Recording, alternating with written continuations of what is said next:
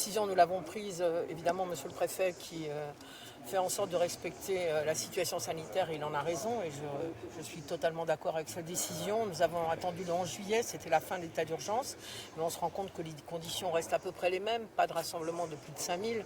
On a vu ce qui s'est passé à Cannes il y a quelques jours et comme nous sommes dans l'expectative par rapport à ce qui va se passer à la rentrée, la braderie, ça s'organise si vous voulez. Il aurait fallu au moins qu'on décide là si on avait pu la faire. Je crois que ça n'aurait pas été raisonnable aujourd'hui et je partage complètement le point de vue que l'État a pris et que monsieur le préfet a aménagé. Maintenant, comme je l'ai déjà dit, nous travaillons déjà depuis plusieurs semaines, plusieurs mois je devrais dire d'ailleurs, à cette hypothèse avec les commerçants de la ville parce que ce sont eux, avec les hôtels et les restaurants malheureusement, qui vont le plus pâtir et donc nous allons organiser, j'ai déjà vu plusieurs fois le président de la Fédération lilloise du commerce, le président de l'autre fédération, la présidente, les unions des rues que nous voyons encore mercredi pour organiser une braderie à l'intérieur des locaux. Si on peut sortir à la fin, on le fera, avec de l'animation dans la ville pour qu'il se passe un air de fête parce que c'est quand même ce week-end du 5-6 septembre, ça aurait dû être la braderie. Voilà,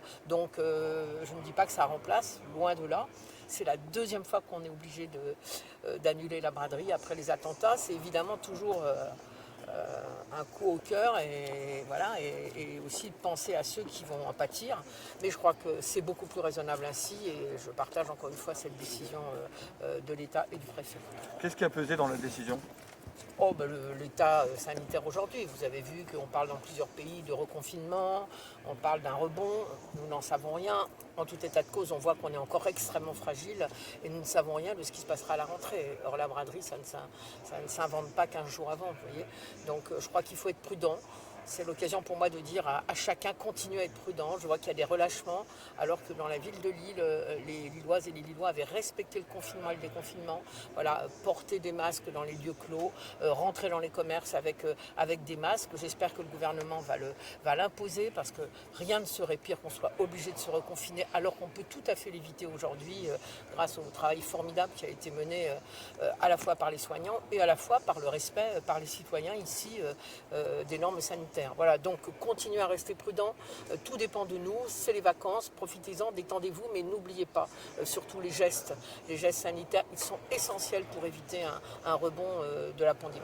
Un petit mot pour les restaurateurs, les hôteliers, les cafés qui sont déçus aujourd'hui. Je viens de vous le dire, mais je crois qu'ils comprennent aussi. D'abord, je voudrais saluer aussi les commerçants, les cafés, les restaurants de la ville. C'est vrai qu'on a fait en sorte, en étendant les terrasses, en préparant le protocole avec les commerçants, en faisant une campagne pour dire vos commerces sont sûrs, vous pouvez venir. On les a soutenus.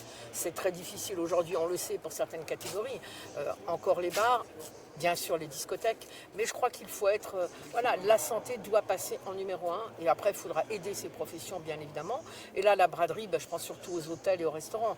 Les restaurants ils sont en train de mieux fonctionner, mais ils ne retrouvent pas le niveau d'avant bien évidemment. Et les hôtels, c'est pour eux, ça aurait été un week-end formidable, je le sais. Mais rien ne serait pire qu'on ait un immense cluster ici à Lille et je crois que personne n'avait envie de prendre ce risque, en tout cas moi non. Et bien sûr les représentants de l'État non plus.